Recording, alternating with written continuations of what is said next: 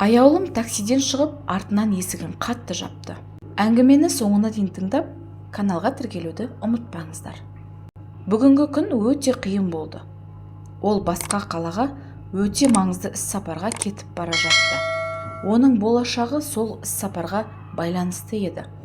Соңғы жылда аяулым жұмсақ жиһаздарды сататын шағын компанияны басқарды. Бренд аты шықпағанымен, тұтынушылар арасында тұрақты сұранысқа ие болды. Сонымен қатар ол компанияның негізгі кеңсесі орналасқан сол қалада өндірісті де басқарды. Қызметкерлер оны көбіне Болат аяулым деп атайтын. Өйткені ол барлық істерде мұқият болып, барлық нәрсені бақылауына алуға тырысатын. Алайда соңғы кезде оның бизнесінде жағдай түбегейлі өзгерген еді. «Тәте, чемоданыңды алып кетуге көмектесейін» деген дауыс естілді. Аяулым көліктің есігін жауып, айналып қарағанда алдында қасқайған жас бала тұр. Оның киімі өте қарапайым, тіпті кедей екені байқалады. Ескі шаң басқан кроссовкалары, сырмасы ажырап кеткен ескі куртка және жиі жуғаннан түсі оңып кеткен футболкасы. Бірақ бала бұл жайларды мүлдем ойламайтын сияқты. Ол үлкен көк көздерімен аяулымға қарап тұрды. Оның көзі шынайы көмек көрсетуге деген ниетпен жарқырап тұрды.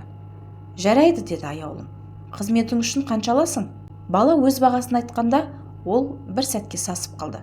«Бірақ бұл өте арзан ғой», деп мұқият сөйледі аяулым. «Бұл жеткілікті деп ойлайсың ба?» Бала қолын сермеп, «Бағаны көтерудің қандай мәні бар?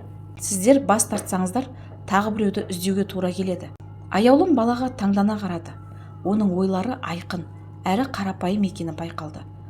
Ол кішкентай болса да өте ақылды көрінді. Баланың аты Ерасыл. Оған чемоданын багаждан алып шығуға көмектескен кезде оның мобильді телефонына қоңырау соғылғаны естілді. «Алло», деп жауап берді аяулым. Бірақ трубканы құлағынан алыстатқан еді. Өйткені оның көмекшісі өте қатты сөйлеп жатты. «Аяулым, сен мені естіп тұрсың ба?» «Алло, байланыс дұрыс емес сияқты, үнемі үзіледі», деп айғайлады абылай. «Мен вокзалда тұрмын, сабыр сақта», деді ол сабырлы дауыспен айналаға қарап. Ерасыл чемоданын ұзын бойына сүйреп бара жатты. Сонымен қатар ол өзіндік қорапты да көтеріп алыпты. Алайда аяулым оған оны көтеруді сұраған жоқ еді.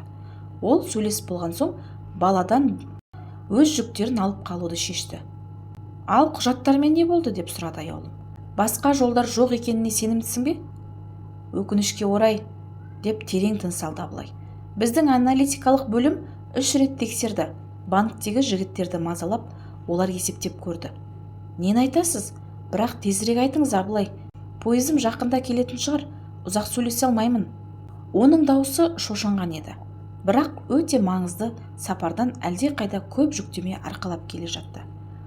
«Аяулым, мұны айту өте қиын болар, бірақ...» деп паузадан кейін баяу бастады абылай. «Мен сенің фирмаңа қаншалықты көп еңбек сіңіргеніңді білемін. Бірақ біз банкроттыққа баруға мәжбүр болуымыз мүмкін. Бізде басқа амал жоқ». «Не?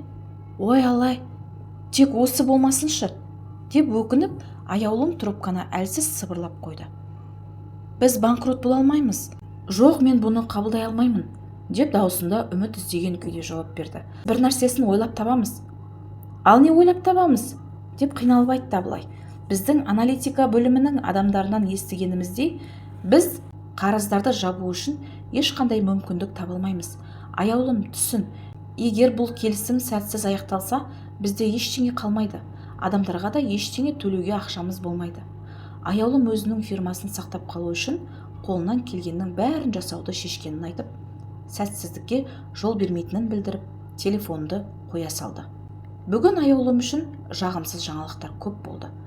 Ерасылмен бірге пойызға бара жатып, ол ақыры сөмкесін алып, оған жеңілдетуге тырысты. Жасөспірімге алаңдай қарап, аяулым бір сәтте оның жанын сұрауға батылды. «Ерасыл, неге сен тасымалдаушы болып жұмыс істеп жүрсің? Қазір мектеп каникулдары емес қой. Бәрі оқу жылының басы емес пе? Сен оқуда болу керек едің ғой». Ерасыл чемоданды өзіне тартып, ауыр демалып жауап берді. «Бізде әке екеумізде ақша тапшылығы бар. Әкемнің жұмысы қазір қиын болып тұр. Сондықтан мен де көмек беруім керек». Жағдай шынымен де соншалықты қиын ба деп аяулым аяушылықпен сұрады. Ал анаң ше, ол жұмыс істей ме? Ерасыл көзінде жеңіл қайғы бар екендігін сездіріп оған: анам жоқ, шынын айтқанда ол менің есімде де жоқ. Мені дүниеге әкеліп, мен туылған соң қайтыс болды. Әкем мені жалғыз өзі тәрбиеледі. Бірақ үнемі жұмыс істеп демалуға уақыты жоқ. Аяулымның жүрегі дір етті. Қандай жақсысың әкеңе көмек көрсетуге тырысқаның үшін, деп жауап берді ол. Бірақ шын мәнінде бәрі Лаураға байланысты. Лаураға? Деп қайтадан сұрады аяулым. Оған көмектесіп чемоданға сүйене берді. Ол кім? Әкемнің екінші әйелі, деп түсіндірді Ерасыл. Маңдайынан тер жауып, оны қолмен сүртіп алға қарай жүруге тырысып. Мен оны өгей шешем деп атаймын, бірақ ешқашан мені жақсы көрмеді. Әкемді де. Әкемнің жұмысы қиын болған кезде ол әкемнің атынан көп несие алып, содан соң бізді қарыздармен жалғыз қалдырып қашып кетті. Аяулым басын шайқады. Ал полицияға шағымданбадыңдар ма? Бала басын шайқап, қолын төмен түсірді. Олар айтты: іс пайдасыз, ешкім ештеңе дәлелдей алмайды дейді олар. Өйткені олар заңды түрде үйленген кезде қарыз алған. Кейін соларды ажыратқан соң бәрі тіпті қиын болды. Әкемді жұмыстан шығарды. Бұзық адам, деп сөзін жалғастырды Ерасыл. Сондықтан қазір оны жақсы жерлерге жұмысқа алмайды. Бұрынғы директор ерекше тырысты. 1 минутқа үнсіз қалып, соңынан кейін сөйледі: әкем қазір арзан тапсырыстарды интернет арқылы алып жатыр. Кімге кеңес береді? Ал біреулерге есеп беріп жібереді. Бірақ ол да тұрақты жұмыс емес. Жалғыз рет баратын ұсыныстар. Ерасыл тағы да ауыр демалды. Мен ештеңе айтқым келмейді. Бірақ шын мәнінде, егер бұл барлығы болмаса, әкем бәлкім сол ақымақ қарызды төлеп шығар еді. Ал қазір біз өзіміз әрең күн көреміз. Ал мектепші, оның не айтары бар? Кейін қайтадан барлығын жөндейміз.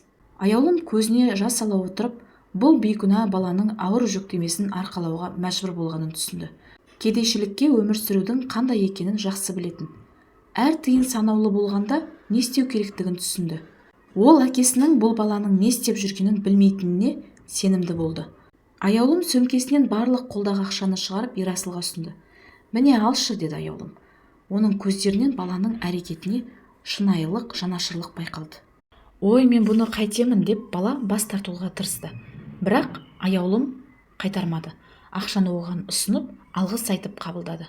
Мен тіпті күнделікті ауыртпалықтарды қалай көтеріп жүргеніңді елестете де алмаймын, деді аяулым.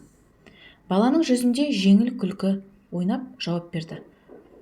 Мен қазір оған үйреніп кеттім. Ал сіздерге көмектескеніңіз үшін мен де бір нәрсе жасағым келеді, деді Ерасыл қызығушылықпен қарап. Шынымен бе? Не дегеніңіз, деп сұрады әйел.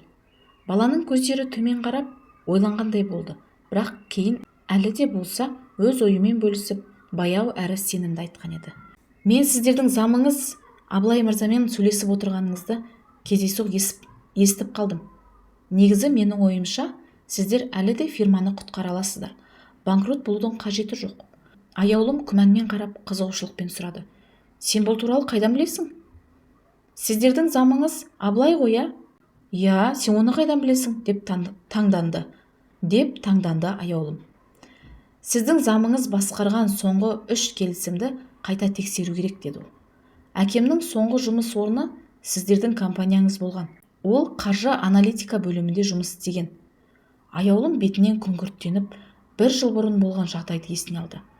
Олар расында да бір қаржы маманын қызметінен шығарып тастаған еді. Сол кезде Абылаймен үлкен қақтығыс болғаны есіне түсті. Бұл оқиғаны қаладағы бизнес қауымдастығында барынша айғайлап шығаруға тырысты. Әкемді дейсің бе? деп сұрады аяулым таңдана қарап. Иә, деп басын изеді. Мен сіздер білесіздер деп айттым ғой. Содан соң Ерасыл қалтасынан майда қағазбен қарындаштың ұшын шығарды. Мен сізге оның телефон нөмірін жазып беремін, деп салмақты түрде айтты. Бизнес-леди бұл жағдайға күлімсіреп қарады. Әкем сізге көмектеседі деп сенемін. Ол әлі де қаржылық мәселелер бойынша керемет кеңес береді. Ал сіздер қалай айтқан едіңіздер? Болжамдарды есептеу ме? Ол нағыз маманы. Оған хабарласыңыз, уәде берем. Сіздер қателеспейсіздер. Ол сіздерге көмектеседі. Аяулымның жүрегі сәл дір етті. Ол Абылайдың Серік мырзаны соңғы қызметтерді бұзып, соңғы келісімдерді бұзып компанияның беделін түсіруге тырысты деп айыптағанын есіне түсірді. Содан кейін сол Серік мырзаны жұмыстан шығарып, жұмыстан кеткен соң оның өтемақысын да төлемеген еді. Ал қазір бұл бала шын жүректен әкесін қайтадан компаниямен жұмыс жасауға шақырып отыр. Аяулым не істерін білмей ішінен толқып тұрды. Бір жағынан аяулым тәуелсіз маманмен кеңескеніне қуана алатын еді. Ол өзі қандай жағдайдан өтіп жатқанын объективті түрде түсінуге көмектесер ме еді деп ойлады. Бірақ екінші жағынан ол бұрын жұмыстан шығарылған қызметкердің қандай да бір жолмен жағдайын түзеуіне сенбейтін еді. Жақсы Ерасыл, мен ойланамын, деді аяулым ақырын. Бұл оның шынайы әрекет етуге дайын екенінен гөрі жай ғана әдептілікпен айтылған сөзі болатын. Сосын Серіктің номерін жазып алған қағазды әмиянына салып қойды. Пойызға отырып, аяулым сәл тынышталды. Жол ұзақ болатын. Сондықтан әйелге болашақ келіссөздерге дұрыс көңіл күйде дайындалу маңызды еді. Теміржол доңғалақтарының ритмі, дыбысы оны біртіндеп тыныштандырды. Ал ол өз ойларына терең батып кетті. Өткеннің суреттері оның санасында ескі кинопленкасындай сырғып өтті, және ол өзінің өмірін балалық шағынан бастап есіне алды. Ол ауылда дүниеге келген еді. Көп жылдар бойы оны тәрбиелеген әжесі Зере болды. Ол ауылда дүниеге келген еді. Көп жылдар бойы оны тәрбиелеген Зере әжесі. Кішкентай кезінде аяулымның ата-анасы апатқа ұшырап, 4 жасқа жеткенде қайтыс болған. Олар түнде жұмыстан қайтып келе жатқанда, мас адам оларға жолда жүгіріп келіп ақша сұраған. Қайтарудан бас тартқан кезде ол пышақ шығарып, ерлі-зайыптыларды өлтірген. Зұлым адам көп уақытқа түрмеге қамалғанмен, бұл аяулымға ата-анасын қайтарған жоқ. Сол сәтте әжесі қатты күйзеліп, жүрегі сырқаттанып қалды. Қызын жоғалтқаннан кейін ол бірнеше күн бойы көршісі Балғын апайдың үйіне тұрып шықты. Бірақ әжесі әлі де ауыр қайғыны жеңе алмай, жақын адамдарын жоғалтудың мұңы жүрегінде қалды. Бірнеше айдан кейін өзіне уәде беріп, аяулымға қалаға бар, жақсы білім ал. Сол кезде менің жүрегім тыныш болады. Сен бұл өмірде өз орныңды табасың деп айтқан еді. Аяулым табиғатынан мақсатшыл және өзіне сенімді қыз еді. Сондықтан әжесінің кеңесіне құлақ асып, мектепті бітіргеннен кейін қалаға көшіп, мейрамхана менеджменті мамандығы бойынша колледжді аяқтады. Карьерасы тез өрлеп, алғашында жақсы мейрамханада официант болып жұмысқа тұрды. 1,5 жыл адал жұмыс істегеннен кейін аяулым әкімші қызметіне көтерілді. Бұл оның өте мақтанышы болды. Ол өз міндеттерін жақсы орындап, әрдайым қонақтарға мейрамханадан тек жақсы әсермен шығуға тырысатын. Бұл уақытта аяулым әжесін ұмытпай, ауылға жиі барып, азық-түлік әкеліп, ақша жіберіп тұрды. Немересінің қалада жақсы өмір сүріп жатқанын көріп, өте қуанышты болды. Міне жаным сол, деп күлімсіреп айтатын ол аяулымға. Енді жақсы жігіт тауып алсаң, мен тыныш болар едім. Сонда мен де осы өмірден бір кездері қызыма кетерімді білер едім. Әже, не деп тұрсың, деп аяулым оны ұрсып қойды. Сен әлі жассың, сенің өмірің алда. Ал жігіттер, қазір жақсы адам табу қиын ғой. Олар тек өздерін ойлайды. Мен қазір қалада жұмыс пен баспанам бар. Қалғаны тек тағдырдың ісі. Жақсы адам табылса, бәрі де болады. Ал егер болмаса, уайымдаудың қажеті жоқ, деді. Солай аяулым әжесінің сүйікті орамалын дұрыстап, оны қатты құшақтап, вокзалға аттанды. Ол апталық демалыс үшін ауылға келген болатын. Енді қаласына қайта оралуы керек еді. Бір аптадан кейін ауылдан Балғын апайдан қоңырау келді. Кәрі әйел ауыр жүрекпен оның әжесінің қайтыс болғанын хабарлады.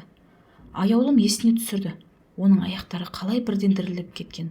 Ол сол кезде жұмыста болатын. Жүрегі қатты ауырды. Тас сияқты қатты болып кетті. Аяулым жұмыстың соңына шейін өте қиналып, жұмыстарын әрең дегенде аяқтады. Жерлеу сейсенбі күні өтеді, деді көршісі. Қорықпа аяулым, мен бәрін де келістім. Сенің әжеңді ата-анаң жерленген жерге жерлейтін болды. Демек, сенің анаңмен кездесетін уақыты келді, деп Балғын апай оның даусына шынайы қайғы мен көз жасы болғанын сезінген аяулым осы сәтте өте қатты қиналды. Олар әжесімен 40 жыл бойы дос болған. Аяулым оның қайғысын түсінді, бірақ өз қайғысын қалай жеңу керектігін білмеді. Ауылға бара жатқан жолда аяулым күтпеген жерден аса қорқынышты апаттың куәсі болды. Ол автобус аялдамасынан келе жатқанда қымбат шетелдік көлік дәл жанынан келіп өте жылдам өтті. Жүргізушісі көлікті басқаруда қателесіп, автомобиль шоссе бойындағы қоршауға соғылып, күшті соққыдан бірнеше рет айналып, ақырында 4 дөңгелегі де ұшып кетті. Капоттан бірден түтін шыға бастады, ал жүргізуші қауіпсіздік белдігін тағып, көлік ішінде қалып қойды. Аяулым басын төмен түсіріп қатты айғайлады. Көліктің ауамен ұшып, содан кейін жерге құлағанын көргенде жүрегі тарсылдап кетті. Қыз тез арада түсінді, егер ол қазір көмек көрсетпесе, жүргізушінің өмірінен қоштасуы мүмкін еді. Бұл жерде ешқандай көмек күтуге мүмкіндік жоқ еді, өйткені барлығы алыста. Жүргізушінің есігін ашу үшін аяулым жүгіріп келіп, бар күшін салып, есікті ашты. Соққыдан зақымданған құлып оңай ашылып, есік ашылғанда оның алдында қан ағып жатқан жас жігіт жатты. Бір сәтке қатты қорқып қалғанмен, аяулым өзін тоқтатып, қорықпау керектігін түсінді. Қолындағы кішкентай пышағымен қауіпсіздік белдігін қиып, қыз ер адамды көліктен шығарып алды. Оның киіміндегі іскерлік костюмы мен алтын түймелері оның кәсіпкер екенін көрсетті. Оны қауіпсіз жерге апарып, аяулым алғашқы көмек көрсетуге тырысты және жедел жәрдем шақырды. Жасанды тыныс алу мен жүрекке жанама массаж жасап, аяулым оның тыныс алғанын көргенде жеңілдеп қалды. Аллаға шүкір, деді ол. Ең жаманы артта қалғандай сезілді, бірақ сол сәтте артынан қатты жарылыс болды. О Құдайым, деп айқайлады аяулым. Жүрегінде қорқыныш пен үрей билеген сәтте жарақат алған ер адамды өз денесімен қорғамақ болды. Артынан жарылыс толқынының ыстық тынысын сезді. Құдайға шүкір, олар көліктен жеткілікті алыс болатын, сондықтан аяулым іс жүзінде жарақат алған жоқ. Өзінің өртеніп жатқан киімін шешіп, қыз оны ұзын жіңішке тіліктерге бөліп, одан кейін оларды жүргізушінің жараланған жеріне таңды. Қан ағып тұрған жерге жасалған алғашқы көмек оның жанына өте ауыр болып көрінген. Осы уақытта беймәлім адам ес-түссіз жатқан, сондықтан аяулым асығып, уақыттың өтіп бара жатқанын сезініп, тез арада көмек көрсетуді күтіп отырды. Ол қайтадан ауруханаға телефон соғып, көліктің қайда екенін сұрауды ойлап жатқанда, алыстан сүйікті сиренаның дауысы естілді. Осы кезде оның аяғында жатқан ер адам көздерін жаймен ашып, қырылдап, "Мен қайда жатырмын?" деп сұрады. "Не болды? Тыныш болыңыз", деп жұбатты аяулым. "Дәрігерлер жақын жерде, бәрі жақсы болады." Ер адам бір сәтке жұтынып алды да, тек бір ғана сөзді айтып, қайтадан есінен танып қалды. "Тежегіштер, олар істен шықты. Бұл кездейсоқтық емес", деді. Аяулым оның сөздеріне көп мән бермеді, өйткені олар бірнеше жарақаттардан соң шатасқан сананың әсері деп ойлады. Алайда бірнеше минуттан кейін дәрігерлер ер адамды алып кеткенде, аяулым оның сөздерін полицияға жеткізуін сұрады.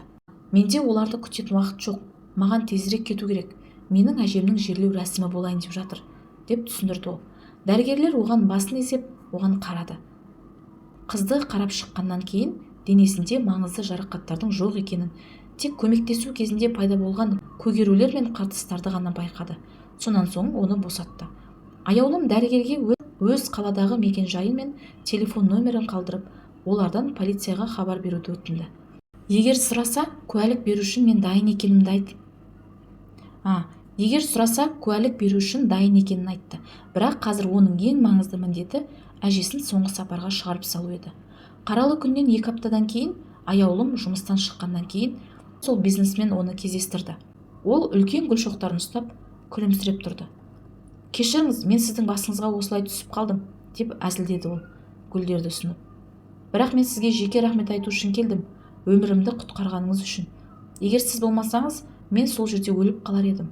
Бұл шын мәнінде орман ішінде ешкім жоқ, ал сіз таптыңыз. Рахмет." Аяулым гүл шоқтарын қабылдай отырып, ұялып, "Жоқ, сіз мені тым жақсы айтып жатсыз. Менің орнымда кез келген дұрыс адам солай жасаушы еді. Бұл тек сіздің жағдайыңызда мен көлікке жақын болдым", деп жауап берді. Бизнесмен басын шайқап, жұмбақ күлімсіреп, "Сенбеңіз, бұл мүлде оңай емес. Кейде ең жақын адамдар, оларға ешқандай күдіксіз сенетіндер, сіздің көлігіңіздегі тезегіш әдейі бұзып, сізді өмірден алып кетуге тырысуы мүмкін", деп айтты. Барлығы сол қарғыс атқан ақшаның кесірі. Сәбитов есімді кәсіпкер оны кешке асқа шақырып, ең жақын досының және бизнес серіктесінің оны қалай өлтірмек болғанын айтып берді. Зұлым адам Сәбитовтың бизнестегі үлесін алу үшін оны өлтіруге шешім қабылдаған екен. Полиция анықтағандай, ол бірнеше ай бойы бұл қастандықты жоспарлапты. Қазір ол түрмеде, деп тыныштандырды Сәбитов қатты қобалжыған қызды. Үмітім бар, сот әділ үкім шығарады. Бірақ мені қатты мазалайтыны, енді менің ешкімге сенімім жоқ. Жоқ, ол айтпаңыз, деді дірілдеген дауыспен аяулым. Сіз жай ғана сатқындықтың құрбаны болдыңыз. Бірақ бұл сіздің айналаңыздағы барлық адамдар сізге зиян келтіргісі келеді дегенді білдірмейді. Аяулым Сәбитовпен сөйлесіп отырғанда өзін түсіндіре алмайтынын сезінді. Мүмкін оның әлі де жолдағы оқиғадағы алған әсерлері жүрек тереңінде қалса керек. Бірақ ол сол естеліктерді өз ойынан шығаруға тырысып бағатын. Дегенмен, бизнесменмен танысқаннан кейін көптеген жағымды эмоциялар алғанын жасыра алмады. Ресторандағы кешкі ас тамаша өтті. Ал ол кездесу кезінде аяулым бизнесменнің өзіне жауапты сезімін байқап, оған қатты ұнағанын сезінді. Сәбитов оны екінші рет кездесуге шақырғанда аяулым қуана келісім берді. Одан кейін Сәбитов жеке яхтасында романтикалық кеш өткізді. Онда аяулым өмірінің ең бақытты сағаттарын өткізді. Жас ресторан әкімшісі мен кәсіпкер арасындағы махаббат осылайша жазғы күннің алғашқы гүлдері сияқты әдемі өсе бастады. Қымбат кездесулер, жоғары деңгейлі курорттарда демалу, барлығы аяулымның өмірінің әдеттегі бөлігіне айнала бастады. Содан кейін Сәбитов оған үйлену ұсынысын жасады. Аяулым қолынан жалт еткен бриллиантты сақинаны алып, дірілдеген қолмен келісім берді. Ал оның көзінен алғашқы шынайы әйелдік бақыттың көз жасы тамды. Керемет тойдан кейін жас жұбайлар Сәбитовтың өзі салған арнайы үлкен сарайда тұрды. Күйеуі үйді өздерінің ата дәстүрін жалғастыратын отбасы ортасында айналдыруды армандайтынын айтты. Аяулым жұмысынан шығып бар күшін салып, салқын сәнді сарайды жайлы жылы үйге айналдырды. Онда әрқашан күйеуіне ыстық ас пен сүйікті, оған адал әйел күтіп тұратын. Алайда жұбайлардың бақытын көлеңкелендіретін бір ғана жағдай болды. Кенеттен өте ауыр сырқатқа шалдыққан енесі Сараның бұл сырқаты күтпеген жерден білінді. Бұл оқиға олардың неке тойынан небәрі бір ай өткен соң орын алған еді. Алайда аяулым енесіне барынша қолдау көрсетіп, әрдайым оның қасында болып, ауруханада ем-дом процедураларында бірге болды. Кейінірек енесін үйге алып барып, ремиссия кезінде ем алуға көмектесті. Сара шын жүректен келініне алғысын айтып, оны өзінің туған қызындай көріп жүретін. Ол жиі достарына, ұлдарының келініне қаншалықты бақытты екенін айтатын. Бірнеше ай өткен соң олардың қызы Ханшайым дүниеге келді. Жақсы жүрек пен тәрбиелі бала болды. Ал оны анасы мен барлық туыстары ерекше жақсы көріп, жүректері жай тауып, оған шексіз сүйіспеншілік білдірді. Аяулым әлі де науқас енесіне қамқорлық көрсетіп, күйеуі жұмыста күні-түні болып жүрді. Келіншегіне көңіл бөлуді ұмыта бастағанын сезінді. Аяулым жүрегімен сезініп, күйеуінің өзінен алыстап бара жатқанын байқады. Ол отбасындағы шынайы сезімді сақтап қалу үшін бар күшін салып отырды. Бірақ бәрі бекер сияқты болды. Аяулым күйеуінің оған адал еместігін сезді. Бірақ нақты дәлелдер болған жоқ. Осы күмәнді, мүмкін негізсіз сезімдерді өзінде ұстаудың қажеті жоқ деп шешіп, аяулым өз қызына және енесіне толықтай көңіл бөлуге бел буды. Келесі бірнеше жыл өткен соң Ханшайым үлкен болып, анасына ұқсай бастады.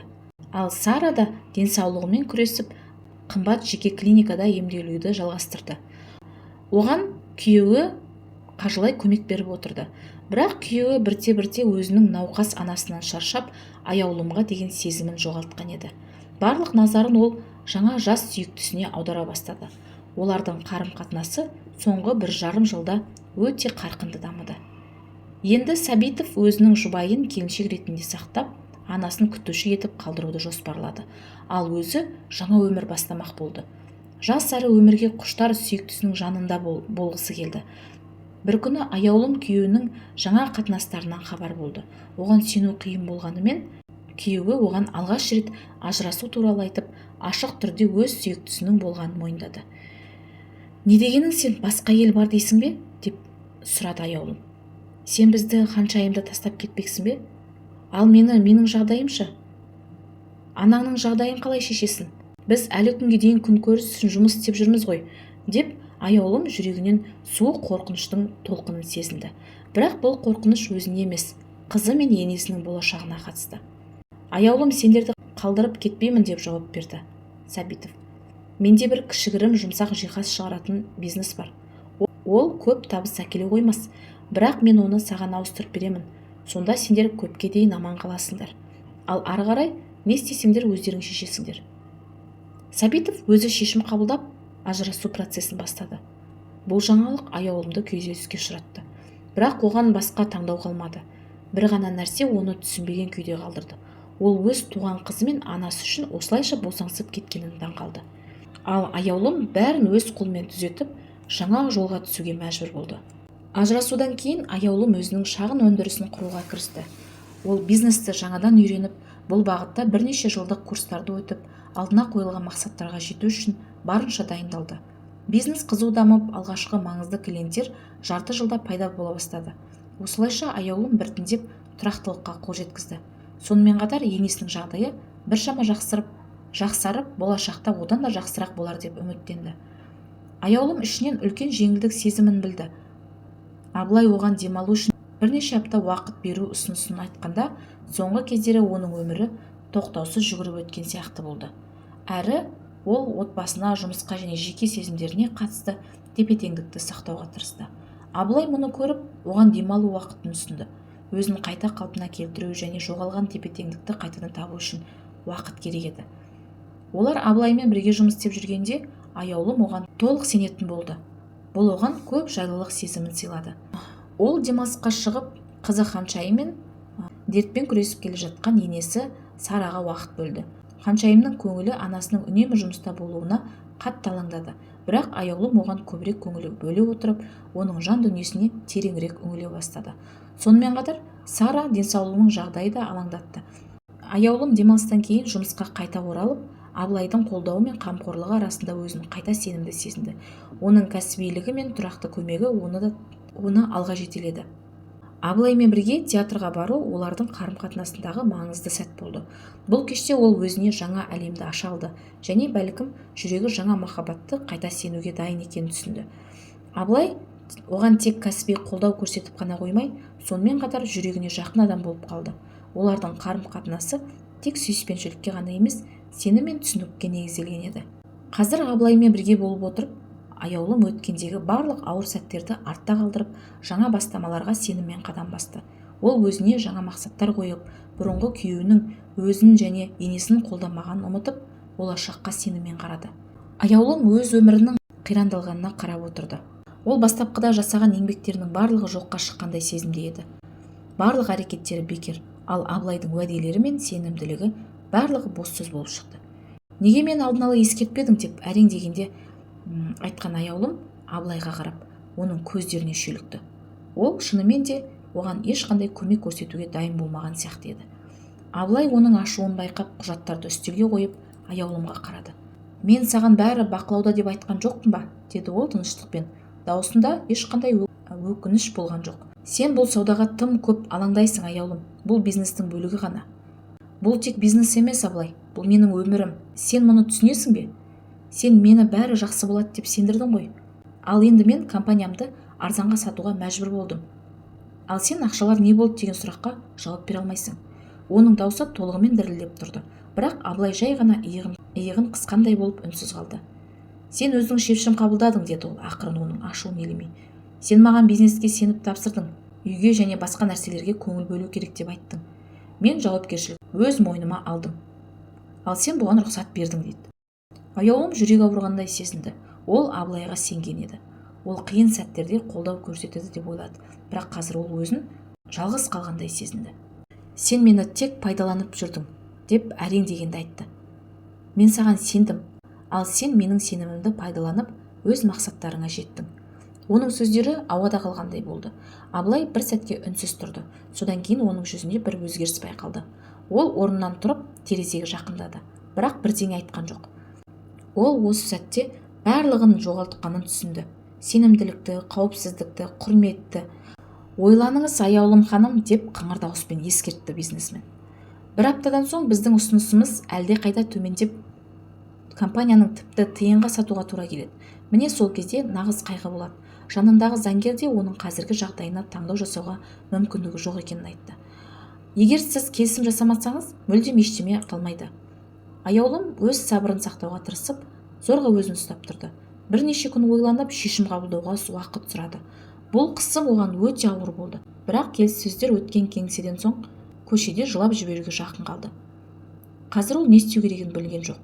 Соңғы үміттері компаниясын сату арқылы қарыздарын жабу ойы да өрттей жанып жоқ болды. Қайғырып қонақ үйге оралған аяулым төсекте құлап, табыс көзін сақтап қалу жолын іздеп жан дүниесімен қиналды. Оның өміріндегі маңызды мәселелер бәрі осы бір компанияға тәуелді еді. Егер ол істі жоғалтса, бұл бүкіл өмірінің аяқталуы деген сөз болар еді. Қызының оқуы, енесінің емделуі бәрі де желге ұшар еді. Ішінде аштық сезім пайда болды. Ол сауданың шырмалып кеткеніне соншалық тамақ ішуге де ұмытып кеткен еді. Қалтасынан картасын шығарып, аяулым қолындағы қағазды көрді. Жаңағы бала берген телефон жазылған қағазды ұлы беріп жіберген болатын. Аяулым ол қағазға күмәнмен қарап, терең күрсініп, соңғы шешімге келмей болмайтынын түсінді. Мүмкін Серік көмекке келіп, ескі таныстық арқылы бір нәрсе ұсынар. Қалтасынан ұялы телефонды алып, аяулым шешім қабылдап, бұрынғы қызметкерінің нөмерін терді. Қайырлы күн, аяулым ханым, деп Серік сұқ саусағын сыбана амандасты. Қалай күтпеген қоңырау болды? Не, мені тағы да кінәлауға шықтыңыз ба? Мен қазір жұмыссызбын, не айтасыз? Мені кінәлап қайтадан бастағаныңыз байланысқа шығып жатырсыз ба? Аяулым бастапқыда абдырап телефонды қоя салды. Оның өзіне айтылған әділетсіз сөздер қатты ұнамады. Бірақ ойланып асықпай шешім қабылдауға бел буды. Өйткені ақырында бұл адам кейбір жайттарға дұрыс та болуы мүмкін еді. Тыңдаңызшы, мен сіздің жағдайыңызға өте қайғырдым, деп бастады аяулым. Бірақ қазір маған көмек керек. Ол Серікке жағдайды қысқаша түсіндірді. Ал ол болса, бұрыннан оның бизнесіндегі дағдарыс жайлы біліп отырған екен. Оның бір-екі досы әлі де кеңседе жұмыс істейді. Солар оны болашақтағы компанияның күйреуіне қатысты ақпаратпен таныстырған. Жақсы, ертең қайта оралғанда кездесіп сөйлесейік, деді Серік. Шынын айтқанда, осы банкроттық жағдай маған өте күмәнді болып көрінеді. Пойызбен қайта оралғанда аяулым ойланумен келе жатты. Серік компаниясында жетекші қызметкер саналған. Ол әрқашан жұмысын адал орындап, ақылды адам еді. Аяулым оған бір кездері орын босатып, оны өз көмекшісі етіп тағайындауды ойлаған.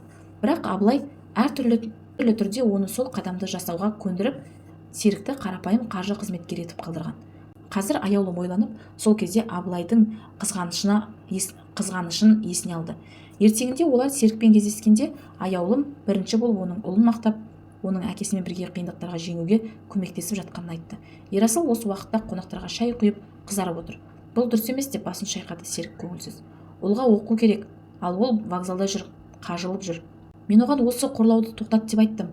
Ештеңе естімеді. Тым қайсар, анасына да айтқан, деді Серік, аздап көз жасын тежей отырып. Демек, менің мәселемді шешетін осы менің ұлым екен, ал мен керісінше ештеңе жасай алмай жатырмын. Маған өте ұят, бірде-бір дұрыс жұмысқа орналаса алмай, мынандай жағдайға тап болдым. Серік ауыр күрсініп, бетіне қолын жапты. Сол кезде жұмыстан босатқаным үшін кешіріңіз, әрі оның соңы осылай болғаны үшін де шын жүректен кешірім сұраймын, деді аяулым. Егер мен сол кезде бәрін түсініп шешім қабылдағанымда, ешқандай мұндай жағдайға жол бермес едім. Абылай маған осылай деп сендіргенде, компанияның құлдырауы тек сіздің қателіктеріңізден болды, деп айтты. Аяулым мұңайып басын шайқады. Ол Серік оған алаңдаған көзқараспен қарады. Демек, бұл Абылай деген сізді мен жайлы теріс пікір жазуға мәжбүр етті ғой? Аяулым иә деп мойындады. Мен оған бұрын да ерекше назар аударған едім. Мысалы, ол үнемі банкке барып, сен жұмыста болмағанда бірнеше операциялар жасайтын. Ал оның есепшоттарында кейбір операциялар күмән тудырды, деді. Мұндай жағдайлармен жақын таныс болғанын айтқандай. Неге маған бұрын бұл туралы айтпадыңыз, деп сұрады аяулым. Мен тырыстым, деді Серік. Есіңізде ме, мен сізге бірнеше рет қабылдауға кіруді өтіндім, бірақ сіздің көмекшіңіз мені әрдайым жіберіп отырды.